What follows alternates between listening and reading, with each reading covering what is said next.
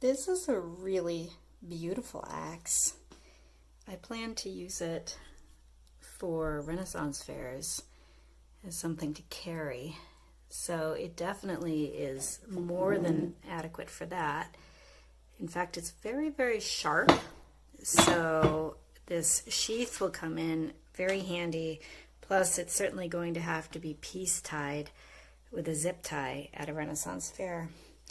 The jute on the handle does move, so if you're planning to use it for actual chopping, that could be a safety issue. It's heavy. It's not a lightweight tool. So, I believe it could have the ability to really do some damage in a genuine situation. So it's kind of fun. When we go out camping, as we usually do for Renaissance fairs, I expect we'll get some fun use out of this just on the campsite, as well as a cosplay fun accessory.